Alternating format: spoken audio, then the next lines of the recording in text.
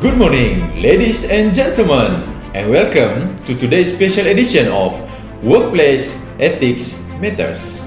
I'm your host, Mr. Azri, and we have an engaging panel of experts here today to discuss the importance of workplace ethics. Let's jump right into our conversation. Before that, let me introduce to everyone our professional panel for today. So, we have Mr. Awin, Mr. Izwan, and Mr. Arif. Welcome to our show. Our first topic for discussion is communication. So how can employees effectively communicate with their colleagues in a professional manner? Thank you, Mr. Moderator. First of all, in a work environment, clear communication is essential since it promotes teamwork, reduce miscommunication, and increase output. Let me share some pointers for coworkers to use when speaking with their coworker. Firstly, be clear and conscious. When communicating, be clear about your message and avoid jargon and unnecessary technical terms. Keep your message conscious and to the point so your colleagues can quickly understand and respond. Secondly is use the proper channels. Select the appropriate medium for the message's delivery.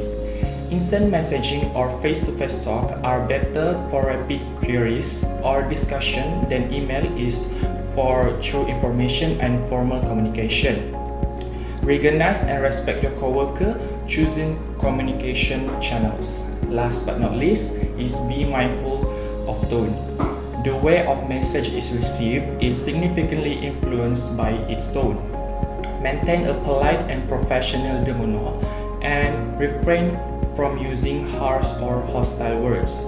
Reread your message before sending it if you're communicating in writing to be sure it expresses the proper tone. For me, in a way to have a good communication is when respect the other colleague. All our colleagues deserve respect even though they are not always respectful towards you. It's essential to learn to acknowledge the other people's religious views, political opinions, and sexual preference. You don't have to agree with them all the time, but maintaining respect is proper ethic. Sharing a space with others means you inevitably engage in conversation. It is more common in open office structures. Please take it turns, talking without having to interrupt. Encourage each person to complete a thought and engage in discussion. Also, workplace generally keep busy, so we must honor the schedule of our colleague. Before starting a conversation, make sure that they have the time or want to talk at the moment. So, hi, Mr. Moderator. So, I'm going to continue with our main topic right now, which is how do we effectively communicate with our colleague at work. So, the main point is that we often forget about integrity. So, integrity, how does it work? So, in every professional conduct, every company have their own guideline towards integrity. Some company do this, they think it is very ethical, very integrity. Some company did this and that, they consider it to be non-ethical.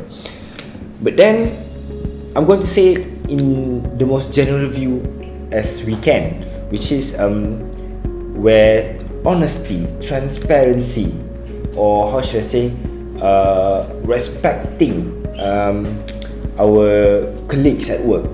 So how? What do you mean by transparency and honesty? By the data that is being provided, by the emails, whether you are being honest about your the Malaysian culture, which is cuti MC.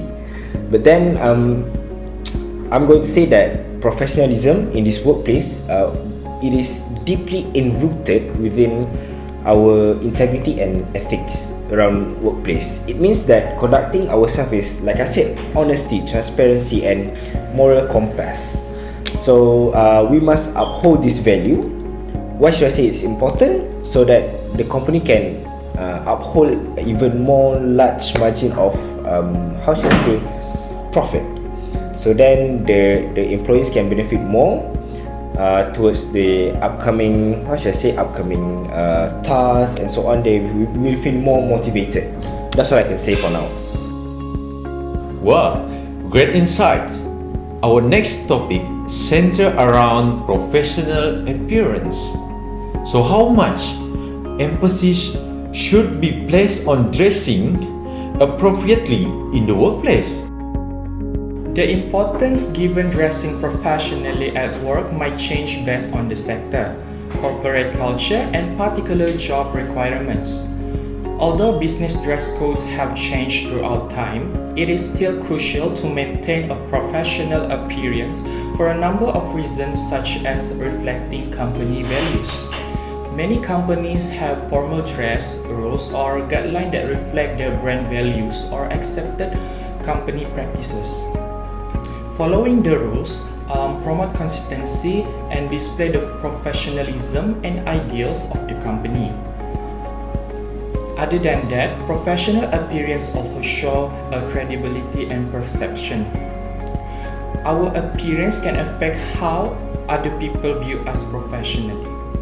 We can increase our trustworthiness and create a favorable impression on clients, customers, and co-workers by dressing smartly. In a modern workplace, appearance is often combined with performance, and it plays a crucial role in business success. Our professional image has exceptional value in a corporate setting. Not only does a professional outfit give us more confidence, but it also helps boost our growth and instill brand loyalty. Having a dress code demonstrates employee equality. However, many companies do not have it, but we should try to get smartly dressed. If we are unsure what dress code will suit us, the best choice will be to pick a traditional business dress with colors like black, blue, grey or white. Our clothes should be clean, ironed, and fit perfectly, and also avoid wearing fancy or too many accessories. So I'm going to say this, Mr. Moderator. First of all, why is it important? So of course, every company makes profit. How do they make profit? They go towards the stakeholders or the client. So the client interaction is important in the company. So dressing plays a big role towards the the client and customer interactions. By when you dress up like appropriately and so on, you can impress the customers like, wow, this is the company that I'm like investing into. So that's why dressing is important, where you dress appropriately, formal or informal, not like informal but semi-formal. And then dressing is also important because it's because of the individual judgment that I can say. Individual judgment works like when you wear certain type of clothes like bright colors, clean and so on, people will think that you are so in control of everything. You are a very calm person and very disciplined, so that all of your colleagues may feel like very comfortable around you, and then your work efficiency will go up automatically. Oh, well said. Moving on, our next topic is workplace relationship. So how can employees foster positive relationship while maintaining professional boundaries? In order to create a harmonious and effective work environment, it is crucial to foster healthy interaction while upholding professional boundaries.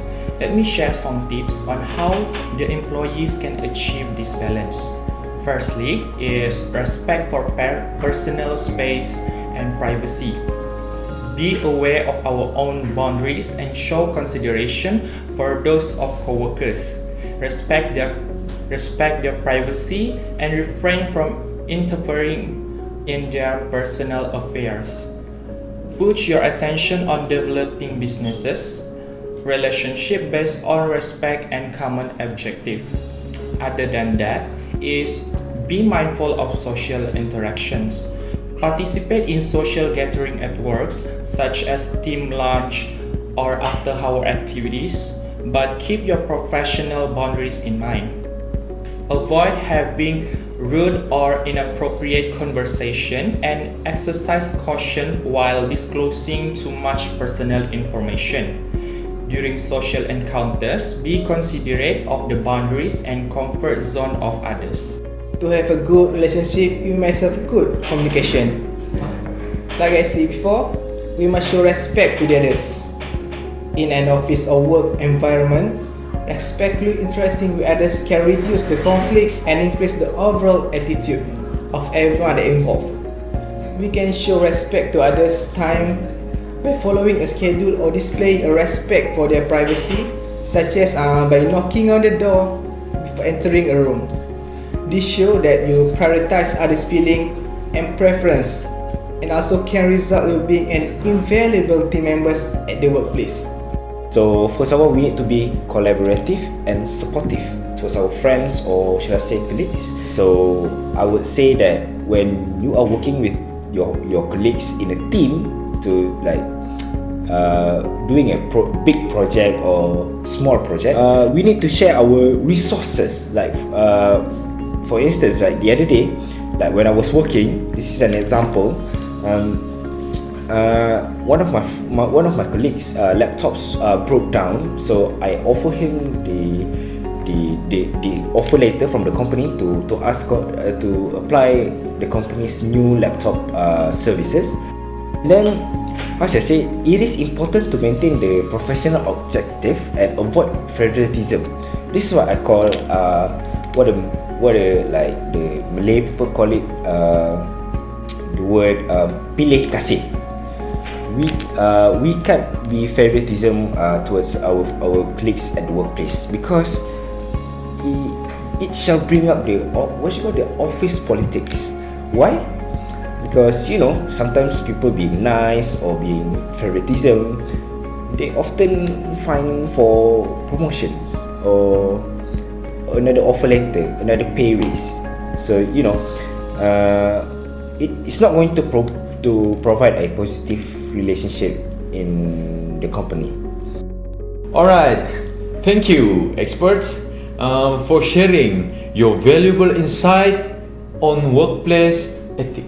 It's clear that effective communication, professional appearance, positive relationship, and mindful digital interaction all contribute to a respectful and harmonious work environment. And that's all the time we have for today. Remember, workplace ethics matters, so let's strive to create a culture of professionalism and mutual respect. Until next time, stay tuned and take care.